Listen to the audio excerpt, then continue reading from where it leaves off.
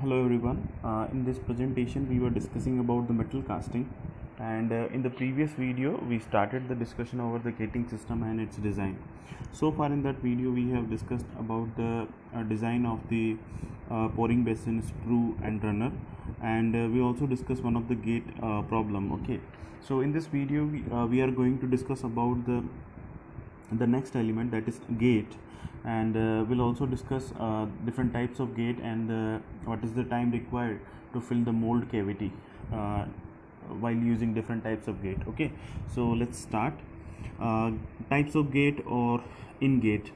Gate is basically the element that regulates the flow of the molten material, which enters into the mold cavity. Okay, depending upon the position, means at what position we are using these gates. So according to, we have classified it into the four categories. So that is top or vertical gate, next is bottom gate, next is parting gate, and the step gate. Most important is first two only, that is top gate or vertical, and bottom gate. The parting gate is somehow related with the by using these two gate only, first and second one, and the step gate like all the combination of all these three. Okay, so let's we are going to discuss one by one. That is top gate, and what we are going to do is basically we are going to calculate the time required to fill the mold cavity when we are using a same volume of the mold, same cross sectional area and same height.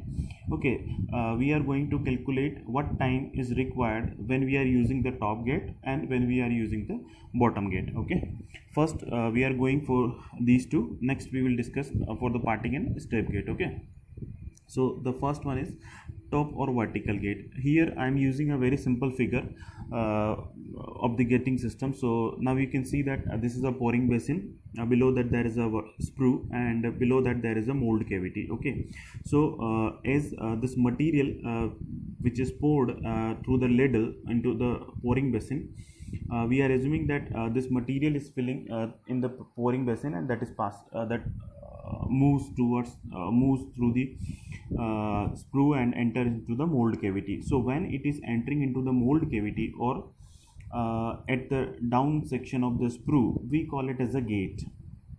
Okay, so we calling here we are calling it as a top gate. So the metal which is coming out through this gate, we call it as a that is filled inside the mold. Okay, directly moving inside the mold. Okay, so now we are assuming that here is a one section, here is a two section, and here is a third section. So this third section is basically whatever the cross sectional area at the third section, that is cross sectional area of the top gate. Okay, so what this gate is all about, that gate is provided on the top of the mold cavity. So this is the mold cavity, and just above to it we are providing the top gate. The molten material directly enters into the mold cavity from the bottom of the sprue at the atmospheric pressure.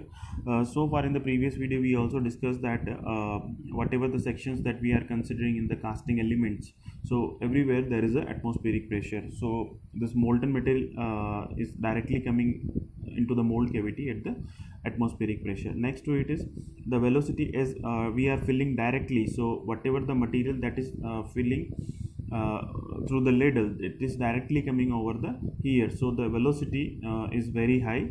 Okay, because of that the turbulence is also severe. Okay, next is generally it is preferred for the ferrous material, and also this ferrous, when we are using the ferrous material, it means that this is a pressurized gate. So what is the concept of the pressurized gate and unpressurized gate, we'll discuss at the end of this presentation or in this video. Okay, so next what we are going to do is we are going to calculate the timing to fill this mold cavity. Okay, when we are using this gate, so we are applying the Bernoulli's equation. So the Bernoulli's equation says this: the total energy had at different sections will be equals to constant. Okay, now here we are assuming one section and the third section. Okay, so third section, as it is a bottom, so we are also considering it as a datum level. Okay, so we are applying this Bernoulli's equation at the section 1 and section 3. So this equation will be total energy had at the one section, that will be equals to total energy had at third section. Okay, so P1 by rho g plus P1 square by 2g plus H1, that is equals to P3 by rho g plus V3 square by 2g plus H3 is as we have discussed that everywhere there is atmospheric pressure.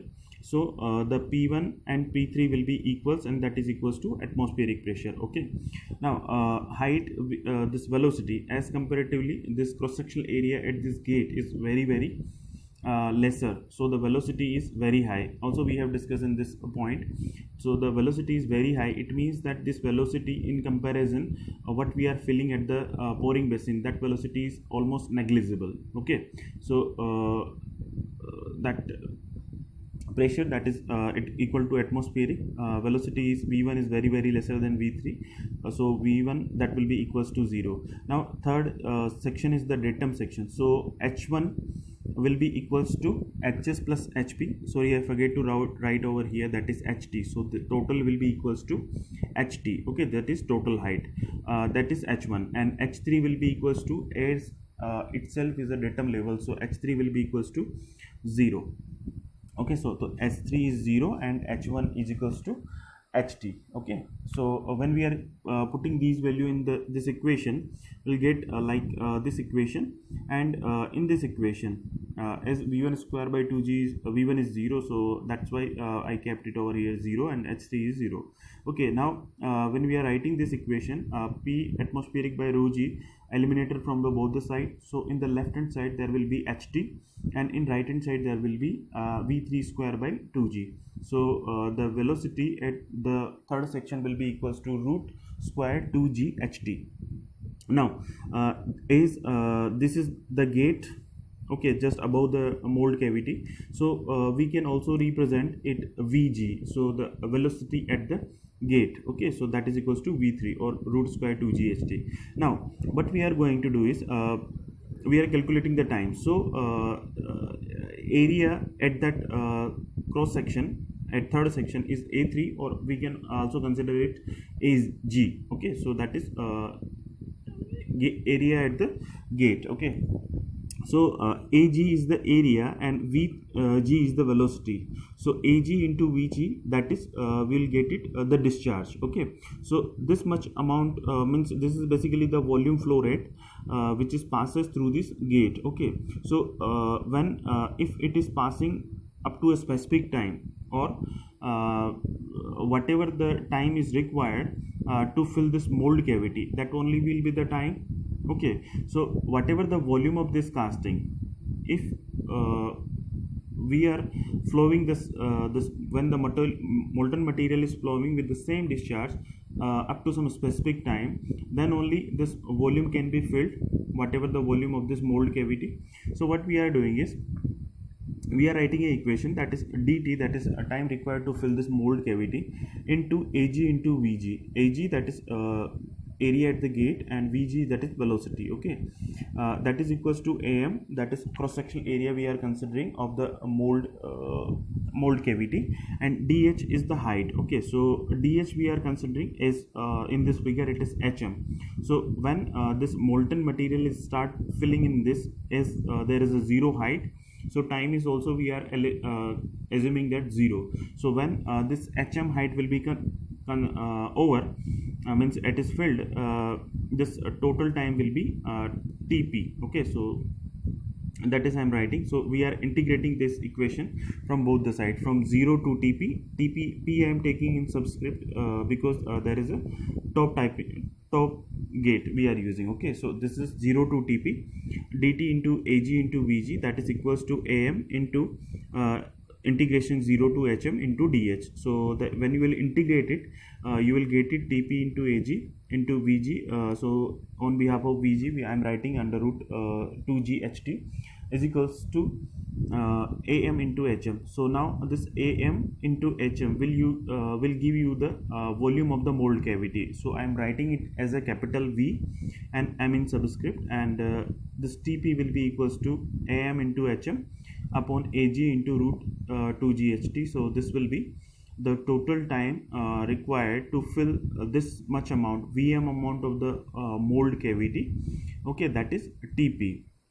So this is only asked in the gate regarding that how much time required to fill this when we are using this top gate. Okay, so this is about the top gate. Next we are going to discuss about the bottom gate. Okay, so first of all, I'm using for this bottom gate, I'm using this figure so that you can understand that this is basically the bottom gate. Okay, generally if you will think about that, here we are taking some assumptions that whatever the molten material, this is basically the parting line. So whatever the molten material that is going below this parting line, here we are assuming that this depth is negligible as comparatively what the molten material we have to fill above this parting line into this mold cavity. Okay, so we are just assuming we are considering it as a negligible. Okay, so from the at the parting line we are considering is the datum level.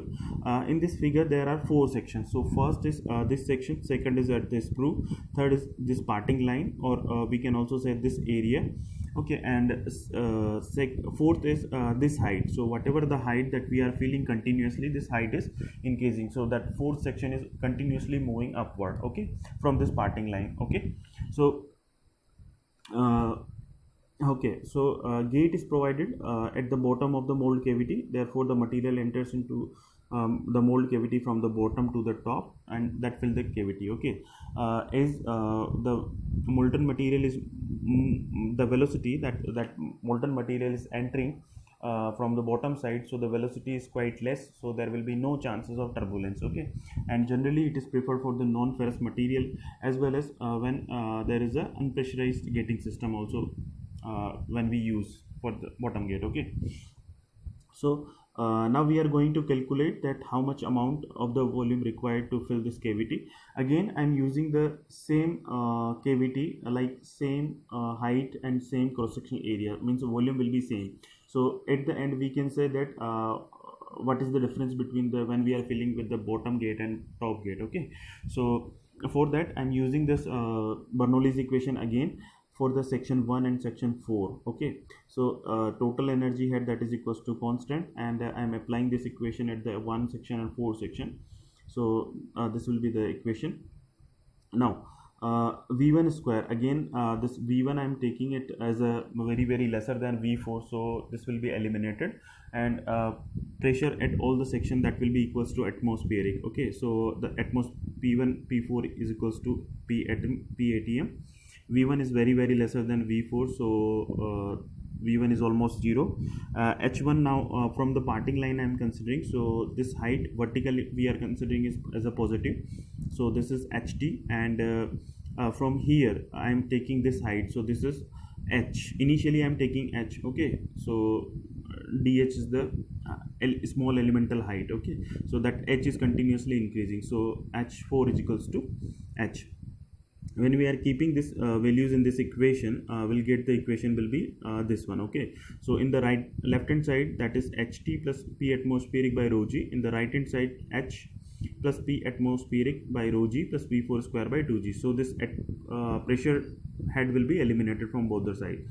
So we are sending this H into this left hand side, so V4 will be equals to Vg, that is velocity at the gate, that is equals to root 2g into ht minus h. So V4, and also we can say this is V3. So whatever the velocity molten material that is entered through this gate, that only the velocity that we are getting over here. Okay, so now again the same thing that we are going to calculate the time. So writing the same equation, that is dt into Ag into Vg is equals to Am into Dh. Okay, so now first of all I'm putting this value of Vg, and then I'm then we are going to integrate from both the side. Okay, so when we'll integrate it from 0 to tb I am taking because when we are filling here with the bottom gate. Okay, so dt time is from 0 to tb, and this equation from 0 to hm.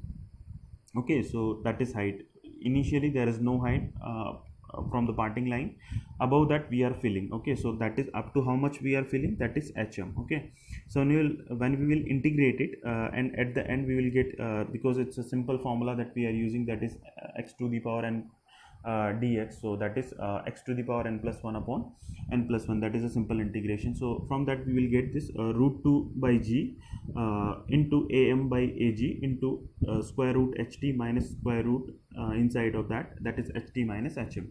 Now from this equation we have to assume there are two conditions. First one is when this hm is greater than ht. So what about this condition? So we have to think about that, and when what will be the time when hm will be equals to ht. So first condition that we are assuming is that is hm is greater than ht. So when we are considering this height, it means that the mold above means from wherever we are filling this mold cavity, means when we are filling this molten material from the pouring basin, above that we have to fill.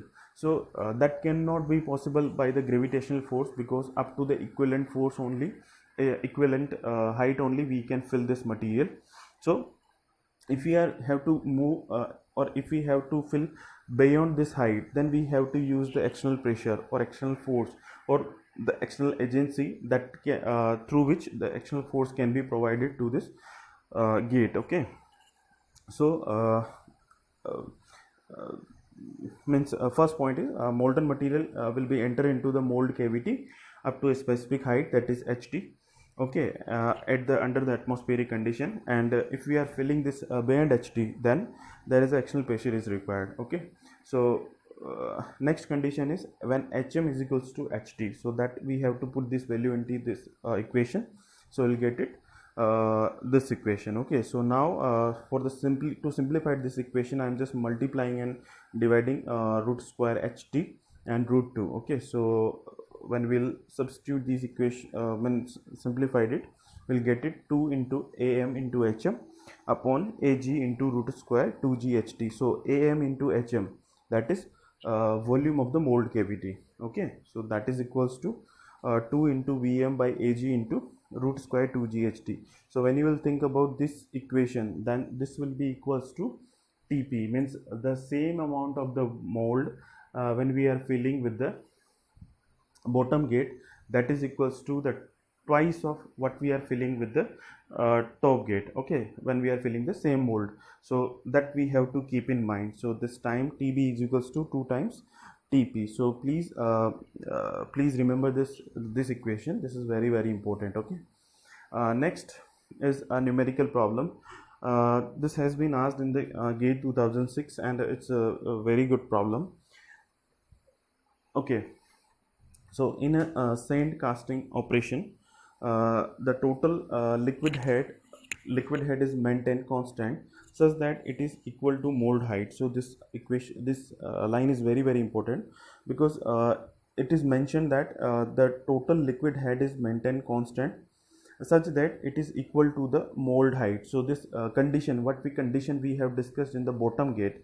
Okay, so that is ht is equals to hm. Okay, the time taken to fill the mold cavity with the top gate, when we are filling this same mold cavity with the top gate, that time is ta. If the same mold, okay, the same mold is filled with the bottom gate, the time taken is tb. Okay, now next is ignore the time required to fill the runner and the frictional effect, means there is no friction, as well as time required to fill the runner is also negligible. Okay, so assume that atmospheric pressure at the top molten metal surface, means everywhere there is a atmospheric pressure, the relationship between ta and tb. So this is this we have recently studied, that is time required to fill the same mold cavity by the bottom gate is equals to twice of the when we are filling with the top gate. So answer is B. Okay.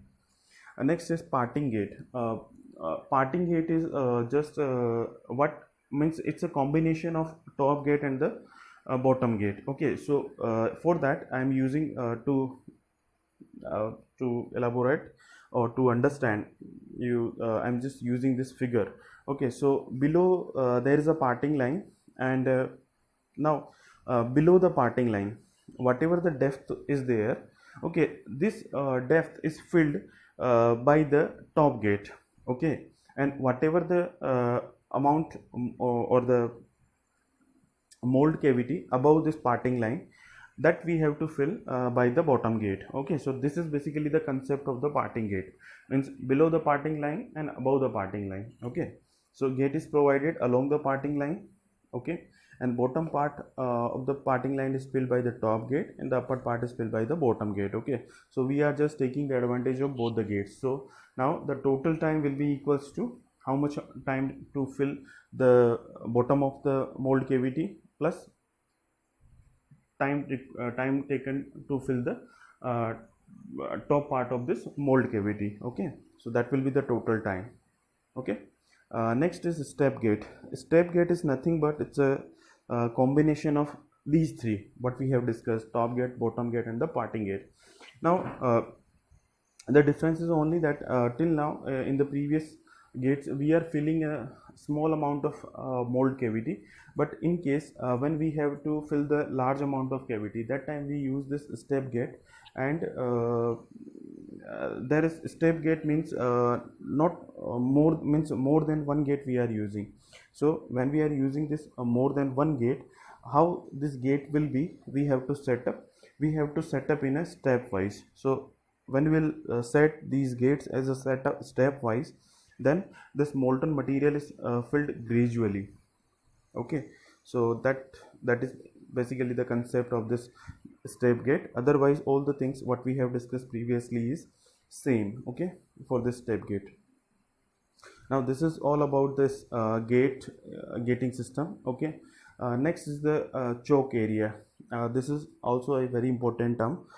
As per the definition of it, it is basically the minimum cross-sectional area in all gating elements. Okay, so means what gating elements are: sprue, runner, and the gate. Okay, so for the easy understanding, this is basically the cross-sectional area or the formula for this choke area, that is m is the total mass to fill in the mold cavity, divided by rho, that is density of the molten material, tf, that is time required to fill this mold cavity. It depends that which gate we are using. Okay, cd is the coefficient of discharge into 2g root square 2g ht or h, that is h is again it's a characteristic height, so it depends that what parameters is given to you. Okay, so for again it's easy understanding, I'm using these two figure, that is it's a very simple one, and this figure we have discussed for the bottom gate. So when we are using this figure, okay, so when we are using this area, if you will see that which area is minimum, by seeing this figure you can see that this area is minimum. So this is basically the choke area for this figure. Okay, so this which part it is basically the gate, bottom gate. Okay, and when you will see this figure, this is the pouring basin, and whatever the runner that we are using, again with the same area of what we are using at this cross section. So means cross sectional area is minimum at the runner and the gate. So that is basically the concept. Okay, so here there is no runner, so that's why the minimum area of this gate only. So now when you see these two figures, then you can say that gate is almost as the choke area because it has the minimum cross section. Okay, so this is not the final answer, means this is not the basic means as per you always have to follow whenever you are going to define a choke area, always follow this definition. Whatever the minimum area is there, that is only the choke area. Okay, it doesn't mean always gate is a choke area. Okay, that also we'll discuss in the next slide. Okay, gating ratio, it is the ratio between the area of the sprue, runner, and the gate. Okay, so this ratio will give you the more clarity about the choke area as well.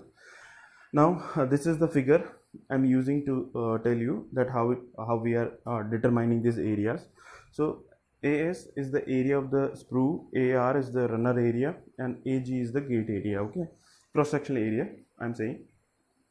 So when you will see an example of this, that is a ratio of the AS, AR and AG, that is for, if you will see this first one, that is in increasing order. Okay, 1:2:3 means what area of the sprue, that is twice, means runner is the twice of that sprue and gate is the thrice of this sprue. Okay, so when you are using this figure, and now what you can see is, if you will see simply this figure, then you will see that this gate is basically the smallest element, but now you have to assume that.